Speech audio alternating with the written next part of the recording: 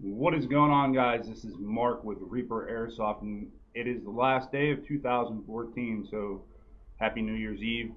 Hope you guys are gonna have, some fun tonight. But be safe, be careful.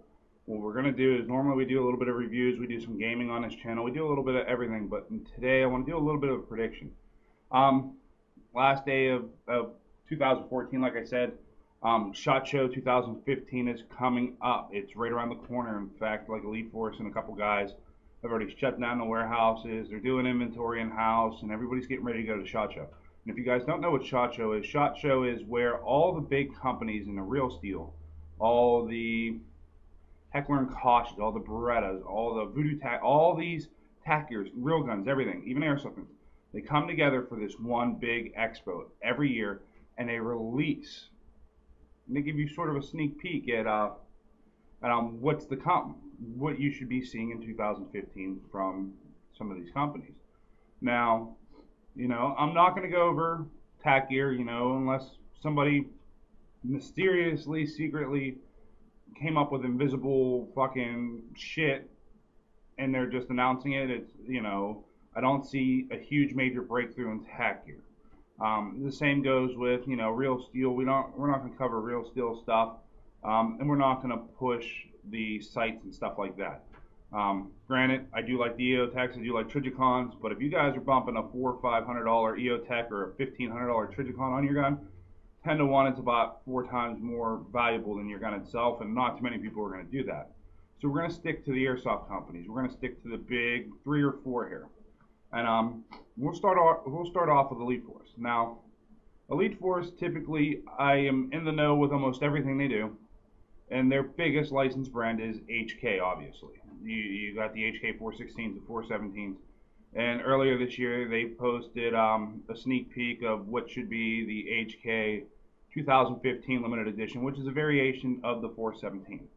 Now, I'm not too happy with that because 2013's was the HK 417. Let's see, I got one up on the wall here. This is an extra one. See it up top there. That's the 417 350C. I've got one of those from 2013, right? And then I've got one for sale. And then I've got 2014's HK, or no, that was 2012. I'm sorry, so that's 2012. 2013 was the HK M27, which I've got one of those in the back too. 2014 brought a little bit of a disappointment. They did the HK 416, and almost the same color as the almost the same color as the M27. They did that dark earth brown, bronze type of color, and looked like the same gun as what I've got my M27 set up to be. So I passed on that one. And don't get me wrong, the new 417, if they do it, it looks pimp. It looks really good, especially in that bronze color. But I'd like to see something different from them. I've been pushing for the HK 121.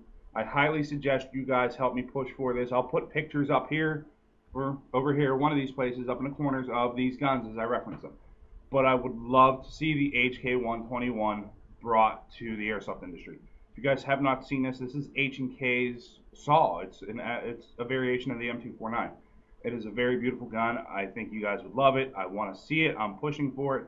And trust me, I'm not the only one. I've got people on the inside of Elite Force pushing for the HK 121 to come out. But what I'm expecting from SHOT Show is, they just redid the CQCs and the CQBs. I'm going to call this revision 2.0. It's on like revision 8 because they've done a lot of internal work and upgrades and improvements. But this is the first huge visual change. Not only did they do a lot of work inside, they did a lot of work outside. And they made them a lot better. In my opinion, it's probably the best they've ever been. But one of the things they also did is when they redid these guns is they discontinued the M4A1. Nothing wrong with the M4A1. There was no rail systems. It was just a base M4. So what I'm expecting to see is something along the line of a CQB, but longer. A longer rail system, a longer barrel, etc. Something for the outdoor play. Because they've got the CQC, CQB, obviously that's close quarter stuff. I'm expecting to see a longer railed version of that gun. Something along, a $200 price point. I would also like to see something at a $250 price point, which may be possible. They are using Aries as an OEM. Ares does use that hybrid gearbox, the computer-controlled gearbox that we see in the Amoebas and stuff like that. It's MOSFETted, you know, it is burst fire. I've got one of the G36s with that variation of the gearbox in there. So I would like to see that. And that would be great at like a $245 price point, somewhere along there, to give you something to fill it. Because you go from, say, the Elite 4 CQB, which I believe is at 175 now, to the 4 CRS. There's a huge leap in an AR platform there, because the 4 CRS is about 325. So I'm expecting fillers, something that just keeps stepping up along that platform. Along the HK side, like I said, they were talking the new HK 417. I don't know exactly which variation it was. Like I said, I'll put a picture up. It's HK wise, I think it's going to be limited this year. You know, they're working on the HK gas blowbacks, but they're working on them with the VFC, and VFC does have these released in Europe and everything, but they're not US approved. ATF will not approve them for importation. They've actually had the 416 gas blowback in the United States at Umarex's facility, testing them, and they had ATF there going, hey, what do we need to do to change these? And ATF's so strict on these that once they were done going over everything with the ATF literally walked them out and watched them destroy all four samples. Now, there are things they can do to make them ATF legal. You know, the UMP is here. It's ATF legal. They did it. The same, we should see the FC's MP7 coming, you know. The 417 and the 416 are going to be a little bit more up in the air because of the close similarities to the AR-15 series. So they have to be modded to make sure that they can't be used in that fashion. Not saying you can, but the ATF believes you can, so you can't do it. And VFC, from what I can tell from a bunch of people who've worked with VFC is very, very fucking stubborn. They are set in their ways. They don't like to change. They will argue and tell you they can't do it before they actually try and do it, even though you know they can do it. So this leaves the ball in KWA's hand. Now, as you guys know, KWA's had a little bit of issues the last couple of years. Not only with the Chris Vector, which most of you have seen some of the up and downs of that, and that's discontinued now. Nobody has the Vector license from what I can tell at this moment, at least from what I know of. Somebody may come up with it. Before KWA had it, Mad Bull had it for like 7 years, I think they said. So that Chris is one of those licensing companies that I guess they're really hard to work with, but KWA has screwed up the past couple of years. They've also had issues with the MP7. They almost entirely lost the MP7 licensing themselves, which is why VFC is making one. And you got to remember, if VFC is making an MP7, and VFC's MP7 will be a 1-to-1 scale. It will be actual size. KWA's isn't. So the mags are not going to be compatible. The parts aren't going to be compatible back and forth. I can't sit here and believe that KWA's MP7 is going to be on the market much longer after the VFC 1 releases. KWA had a lot of supply issues. They couldn't keep up with mags. In fact, I heard at one point they were refusing to ship mags. Not because they didn't have them, but because they weren't making the money on the MP7 they wanted to, because they had to pay the licensing rights. Which means in order for, say, me to buy it to sell to you guys, I would have to pay KWA more than I would have had to pay Umarex directly. So it was always cheaper for me to buy it from Umarex to sell it to you guys. Saving me money, saving you guys money in the long run.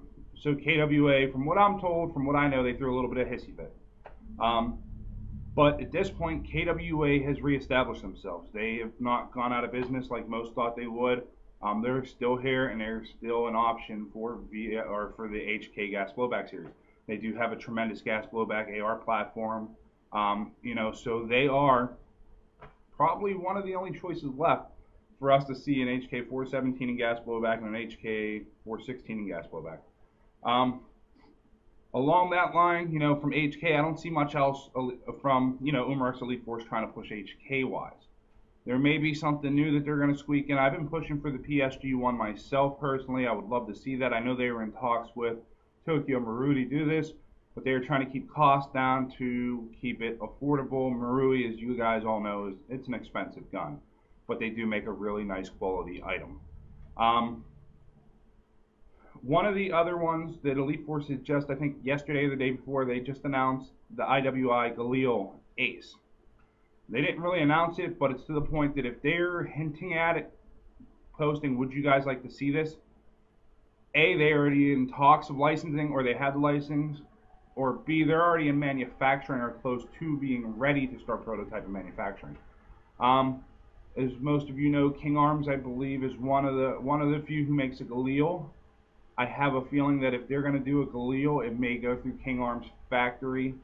Um, and it depends on how all the licensing goes. Now that Elite Force has taken IWI as most of their licensing, we may see a lot more IWI stuff coming through. We've seen the TARs, we've seen, the Uzi. We're going to see some more coming in.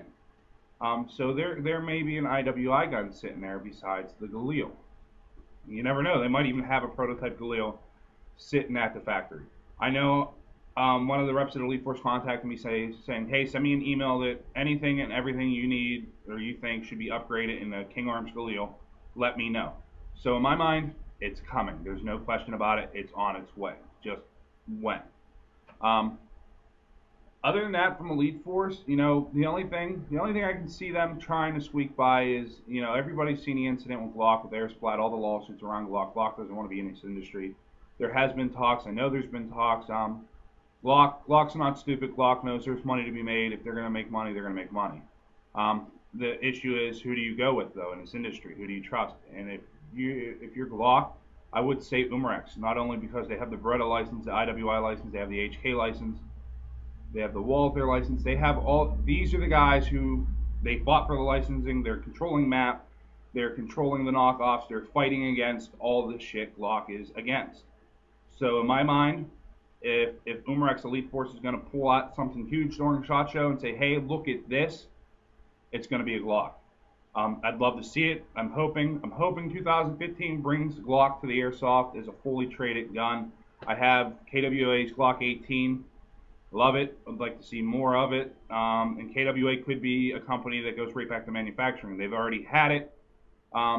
So they're already tooled up and they have everything that they can mass produce it with. The mags, everything. It's already preset and done. KWA's already done it. So they are the most logical option to do it. So that's on the Elite Force Umarex end. As for KWA, like I said, the only thing I see coming from them big would probably be any of the HK license stuff. Stuff like that would be something huge on their end. I don't see them releasing another series of guns themselves this year. I haven't seen anything. I haven't heard any hints of anything. But you never know. There might be something in there waiting. You look at Z-Shot. Z-Shot is an Ares distributor. They're the only ones in the U.S. with Ares license. They also have Sistema and a couple other guns. And Ares has just brought to the U.S. market not the Honey Badger, the Amoeba system, which in my mind is going to be a huge selling point for Z-Shot. So Z-Shot may follow the line here and do some other guns that made famous from Call of Duty, and that's where most people know the Honey Badger from, is Call of Duty.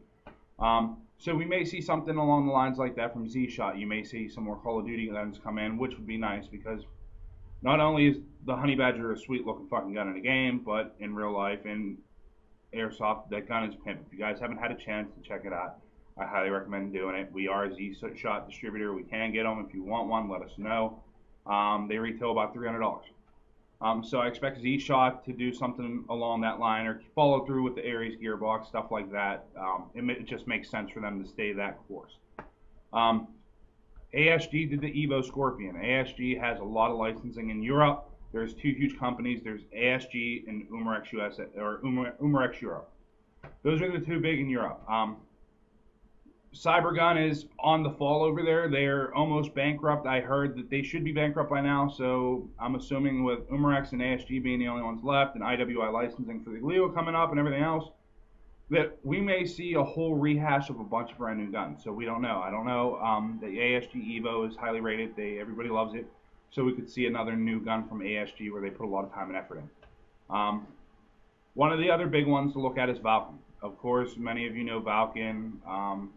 They were paintball first, now they're into Airsoft. And Valken, in my mind, the way Valken's business model works, and I hate to say it, is, hey, look at that company. They're selling something. They're doing great. Let's sell it too, but put our name on it. And that's what Valken's done. They've done it with Lone X parts. They've done it with Tenergy batteries. They've done it with Hakutsu Thunder Bee grenades. They had Polar Star distributorship for like 3 months, and then all of a sudden they had their own HPA system. They call it the V12. Now, I can guarantee you with the V12 release, the price point that they have them at, they're very competitive now. They should lead the market, and they should have a really, really easy time doing it. What we should see from them is more HPA stuff. It's pretty much guaranteed at this point. So I don't know when they're going to do the version 3, but the version 3 has got to be in work. There's got to be a couple other versions in works. There's got to be more lines. They have all the lines and tanks from paintball. It's there. It only makes sense for them to do it. The only other thing I can see Valken coming to market with, which they haven't yet, and it's the only thing they haven't touched, is a Valken branded AEG. So I'm expecting to see a Valken branded AEG come into the market very shortly. And it could be under a G&G base, because they are a G&G distributorship. And the only reason I'm thinking it's under a G&G base is because it's been in short supply lately.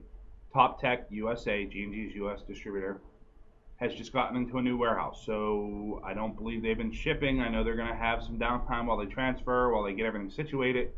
I'm not sure how long or what exactly their conditions are right now, but I am assuming Valken is going to take the next logical step and go, hey, Valken AEG. It just makes sense on their end to do it. They've done everything else, BBs, fuel, the green gas, everything. Valken just rebrands and does everything themselves. Now, not to say that the products are bad, because, as you can imagine, Lonex makes great internals. But Valken rebranding them and bringing them at a better price point. Same with batteries, same with the Thunder Bees, same with the Valken, the V12 HPA system. They took a good technology and they're bringing it at a better price point, which is making them a little more deadly in this industry, which is forcing all these other companies to compete. So Polar Star is going to do something.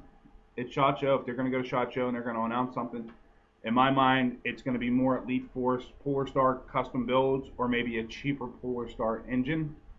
Something a little bit lower quality, a little bit more affordable. But you never know until they do it, guys. Like I said, this is just my thoughts, what I'm expecting to see, what I'm expecting to be announced. Along the lines of other companies, Lancer, some of those guys, like Lancer themselves, they rebrand a lot of things. As you guys know, most of the time, one company makes a certain gun and then multiple companies rebrand it. Lancer does the same thing, unless they're going for licensing or something completely unique. I'm not saying Lancers are bad. I'm not saying they make bad guns. I do like their Beta Project AK, but everybody can do it. Everybody has it, so I'm not seeing anything big from them. But I mean, that's my thoughts, guys. I mean, that's what I'm expecting to see. Hopefully, it shows and proves. I hope at least most of them are done. Like I said, the HK121 is my biggest request of them all, so we'll see. But if you guys can, leave your likes, comments, shares, comment below. Let me know what you guys want to see come into the market. But if you could, guys, subscribe. Let me know what you guys think. Thanks, guys.